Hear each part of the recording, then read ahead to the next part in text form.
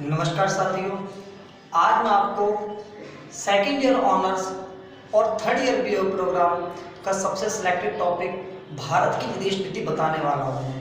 यह third year में भारत की विदेश नीति टॉपिक सबसे सिलेक्टेड है और यह है second year pol science honours में भी बहुत ज़्यादा सिलेक्टेड माना जाता है। आज मैं आपको भारत की विदेश नीति को पूर्ण रूप से स्पष्ट करके इसको एक एक तरीके से समझाऊंगा विद बेस के साथ।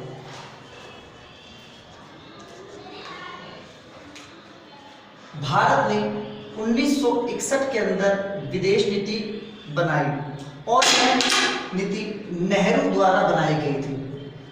भारत के प्रथम प्रधानमंत्री जवाहरलाल नेहरू ने इस विदेश नीति का अनुसरण किया और विदेश नीति पर सबसे पहले हस्ताक्षर किए। भारत की विदेश नीति होती क्या है? विदेश नीति एक देश हमारी नीतियों को मानता है, अतः हम उसकी नीतियों को मानते हैं, अतः इससे व्यापार चलता है, अतः उससे देश का संचालन किया जाता है। विदेश नीति बहुत ही देश के राष्ट्रों के नियमों को सूत्र होता है, अतः इसके द्वारा ही देश का संचालन किया जाता है। भारत ने अपनी विदेश नीति में कई बातों को स्पष्ट रूप से रखा है। सबसे पहले विशेषता में हम ये बात जानेंगे कि विदेश नीति के आधार पर भारत ने भारत की विदेश नीति की क्या क्या विशेषता है। सबसे पहला पॉइंट, गुट निरपेक्षता की नीति। भारत ने गुट निरपेक्षता की नीति 1961 में अपनाई थी और इसमें अपनाने में 5 देशों ने सबसे पहले हस्ताक्षर किए थे। अतः उनमें से इंडिया, इंडोनेशिया, घाना, मिस्र और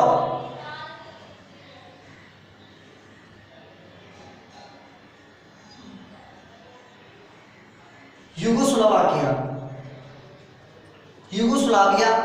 अतः 5 देशों ने मिलकर गुट निरपेक्षता की नीति अपनाई और भारत ने सर्वप्रथम इस पर हस्ताक्षर किए थे। पंचशील का सिद्धांत 1954 में दिया। पंचशील का सिद्धांत इंडिया और चीन के बीच हुआ। चीन के राष्ट्रपति चाओ मन लाई ने इस पर हस्ताक्षर किए और भारत के प्रथम प्रधानमंत्री जवाहरलाल नेहरू ने इस पर हस्ताक्षर किए। शांतिपूर्ण सह अस्तित्व। भारत का स्टार्टिंग से ही अमन, शांतिपूर्ण सह अस्तित्व की तरफ योगदान रहा है, अतः भारत शांतिपूर्ण सह अस्तित्व को अपनाता है। साम्राज्यवाद का विरोध। भारत खुद एक गुलाम देश रहा है, अतः इसके कारण वह साम्राज्यवाद की नीतियों का व उनसे होने वाले औपनिवेशिक देशों का भी वह विरोध करता है।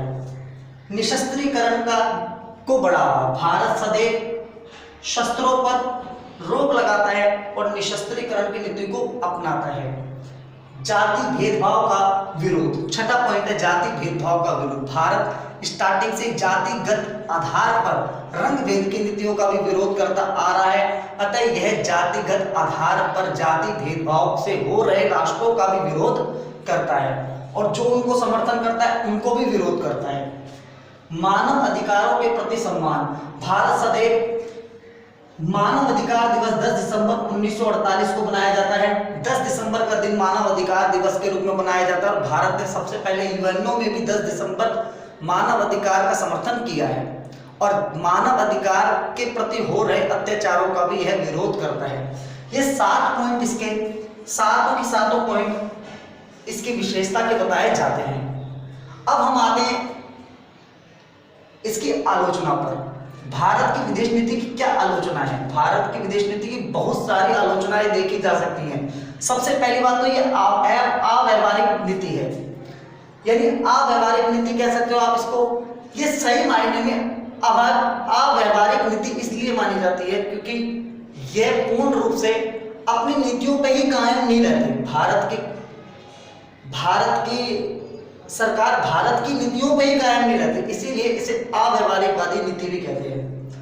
प्रवासी भारतीयों की अपेक्षा भारत की सरकार का ऐसा मानना है, कई बार, एक बार नहीं, 2 बार नहीं, कई बार मैं बता सकता हूँ, कई बातें बता सकता हूँ कि प्रवासियों भारतीयों की उपेक्षा, यानी जो भारतीय लोग विदेशों में जाके बस गए हैं, अतः उन्हें भारतीय का दर्जा नहीं दिया जाता।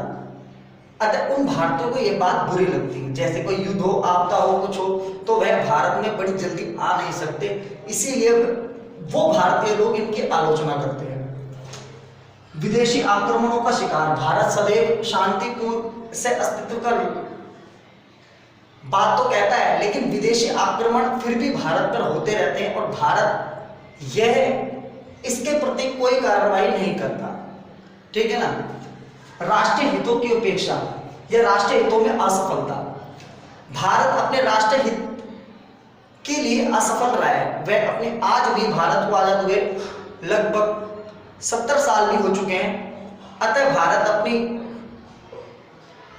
न्यूनतम आवश्यकता भी पूरी नहीं कर पाता। अतः यह राष्ट्रीय हित की असफलता को दर्शाता है, यानी भारत की विदेश नीति जो है वो पूर्ण रूप से एक कमजोर विदेश नीति के रूप में आंकी जाती है। ठोस मित्रों का अभाव, भारत का भूटान के अलावा कोई ठोस मित्र नहीं है। अतः अगर भारत ये कहता है कि मैं अमेरिका का मित्र मेरा मित्र है, अगर रशिया मेरा मित्र है, अगर ये मेरा मित्र है, वो मेरा मित्र है, तो ये ठोस मित्र नहीं है, ये एक व्यापारिक मित्र है। ये व्यापारिक मित्र है और ये अपने व्यापार के लाभ को लेकर ही अपना फायदा उठा रहे हैं। गुट निरपेक्षता की विफलता, भारत की गुट निरपेक्षता का सिद्धांत कहीं ना कहीं विफल हो चुका है, क्योंकि आज अगर देखा जाए तो गुट निरपेक्षता में लगभग स्टार्टिंग में 5 देश थे, फिर 25 हुए और आज अब तक देखा जाए तो इसके अंदर 124 देश आ चुके हैं। लेकिन फिर भी गुट निरपेक्षता के देश एक कमजोर पिछड़े वर्ग के देश हैं जो अपनी आवश्यकता को पूरा नहीं कर पाते। पश्चिमी देशों के द्वारा आलोचना, हाँ ये बात सच है, भारत की विदेश नीति की पश्चिमी देश इंग्लैंड, फ्रांस, रशिया, अमेरिका वगैरह ये सारे देश की पश्चिमी देश जो अंग्रेजी राष्ट्र हैं वह आलोचना करते हैं, कहीं ना कहीं भारत को वो महाशक्ति बनने के लिए रोकते हैं। अतः यह भी एक आलोचना के रूप में बात प्रकट होती है। आज ये सेकंड ईयर का और सेकंड ईयर पोल साइंस और थर्ड ईयर बीए प्रोग्राम का ये सबसे सिलेक्टेड टॉपिक आपका खत्म हुआ है और मैं चाहता हूं, मैं आशा करता हूं कि आप इसे नोट डाउन करें और लिखें और समझें, और नोट्स वगैरह अवेलेबल करने हैं तो आप मुझसे संपर्क करें। लिंक में मैं अपना नंबर और अपना फ़ोन नंबर और अपनी ईमेल आईडी वगैरह शेयर कर दूंगा। जय श्री राम।